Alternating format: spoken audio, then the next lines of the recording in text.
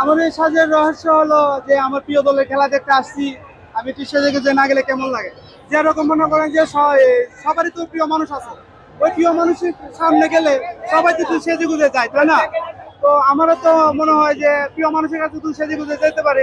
তা আমার একটা প্রিয় দল, ওই প্রিয় দলের খেলাটা তুই একটু সেজে গুজে যাই তাহলে আমার ভালো লাগবে। এই জন্য আমি এইবার রকম ভাবে সেজে গুজে আসছি। কি মনে করেন আজকে কি জিততে পারবেন কিনা? অবশ্যই জিতবো, জিতার জন্য না আসি, অবশ্যই জিতে এখান থেকে যাবো। আর্জেন্টিনা সাপোর্টাররা বলছে যে আজকে নকআউট পর্ব থেকে ব্রাজিল হেরে যাবে।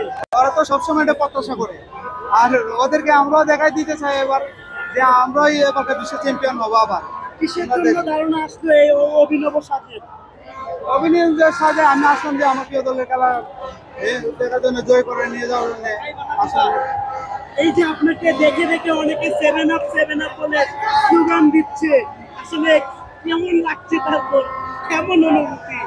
ওদের তো কি বলবো, ওরা তো সবসময় এই কথা বলে, ওদের কথা তো এটা আর নতুন না। তবে আমি এদেরকে বলতে চাই, ওটা কি 7 আপ কি তোমাদের বাপদাদার করে এটা? আর তোমাদের বাপদাদারও 7 আপ হয়ে থাকে, তাহলে একটা কথা ছিল, এটা তো আরেকজনের বাপদাদার সম্পদ। তো তোমরা আরেকজনের বাপদাদার সম্পদের উপর তোমরা নজর দিচ্ছ কেন? তোমরা কি বাদাইমা? তোমরা তো এক ধরনের বাদাইমা মনে হচ্ছে, যাতে আরেকজনের সম্পদের দিকে নজর দিচ্ছে, তাতে তোমরা বাদাইমা বলা হয়। না না, ব্রাজিল তো আসলে এরা মানুষও তো অনেক ভালো।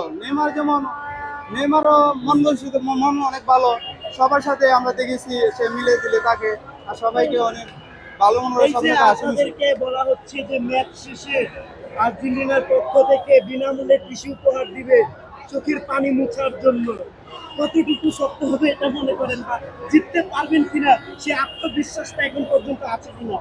আমার আত্মবিশ্বাস আছে যে আজকে মানে কোনোভাবে জাপানে আমাদেরকে হারাইতে পারবে না। কারণ জাপানের সাথে আমরা আরো 13টা ম্যাচ দেখেছি, জানি। ওই 13 ম্যাচের মধ্যে আমরা দেখেছি 10টা ম্যাচে ব্রাজিল জিতেছে, একটা ম্যাচ জাপানের কাছে হারছে, আর 2টা ম্যাচ ড্র করেছে। আমরা ওই হাইলাইটসটা দেখেছি। ওই হাইলাইটস অনুযায়ী বিশ্বকাপের মধ্যে তো ওরা কখনো ব্রাজিলকে হারাইতে পারবে না। লাস্ট প্রস্তুতি ম্যাচ জাপানের সাথে ব্রাজিল হারছে। হ্যাঁ, প্রীতি ম্যাচে হারেছে। তখন আমাদের ব্রাজিলের যে টিমটা ছিল, তখন এই টিম ছিল এলোমেলো, কাকে উঠাইবো কাকে কি করব, মানে কোচ মানে ভাবতে পারে নাই, যার জন্য হারছে। আর এই সময় তো ব্রাজিলই জিতার কথা ছিল, তো প্রথম অধ্যায় 2টা গোল দিয়ে দিছিল ব্রাজিলে। তখন তো আমি ভেবেছিলাম মনে হয় আজকে জাপানের জীবন নষ্ট করে আলাদা। এই যে দীর্ঘদিন পর আবারও নেইমার মাঠে ফিরে এসেছে, আপনারা ব্রাজিল ফ্যান হয়ে কেমন অনুভূতি হচ্ছে বা কেমন লাগছে? আশা করছেন নেইমারের কাছ থেকে এবার? নেইমার খেলাতে আসার অনুমতি অনেক অনেক, যা অনুমতি আমি আপনাদের বলে বুঝাইতে পারবো না। তবে একটা উদাহরণ আছে যে নেইমার যখন খেলাতে বসে কিংবা গ্যালারিতেও থাকে কিংবা খেলে, তখন আমাদের ব্রাজিল সাপোর্টার যারা আছে কিংবা ব্রাজিলের যারা আছে সবাই সবাই অনেক আনন্দ উপভোগ করে এবং কি মনে করে যে আমরা ম্যাচটা জিতবো। আর নেইমার যখন মাঠে থাকে তখন তো আর কোনো কথা আসে না যে নেইমার আমাদেরকে খেলা জিতাবে। সর্বশেষ আর্জেন্টিনা সাপোর্টারদের কি বলবেন? সর্বশেষ তাদেরকে বলতে চাই, এই বছর আমরা তোমাদেরকে দেখাই দিতে চাই যে তোমাদের সাথে আমরা পারি। আমরা চাই ব্রাজিলও সব ম্যাচ জিতুক আর আর্জেন্টিনা সব ম্যাচ জিতুক। ওরা তো আমাদেরকে প্রীতি ম্যাচে হারাইছে কিংবা এই বাছাইপুরের মধ্যে হারাইছে, আমরা ওদেরকে বিশ্ব মঞ্চে হারাইতে চাই, বিশ্বকাপের মধ্যে হারাইতে চাই, পুরো বিশ্ববাসী দেখে। ব্রাজিলের পর সবচেয়ে শক্তিশালী দল কাকে মনে করছেন?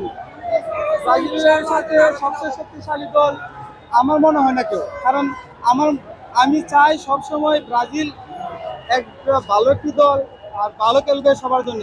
এই জন্য আমার মনে হয় না যে ব্রাজিলের সাথে কেউ পারবে। ব্রাজিলের পর কাকে রাখবেন আপনি? ব্রাজিলের পরে আমি স্পেনকে রাখি। কেন আর্জেন্টিনা রাখবেন না? আর্জেন্টিনা তো ভালো খেলছে এখন পর্যন্ত। অবশ্যই ভালো খেলে, তবে ভালো খেললে তো আমি তো আমার দলের চেয়ে ভালো না, আমার ব্রাজিল টিমের চেয়ে ভালো খেলে। দেশে দেশে সবার সাথে দ্য নিউজ।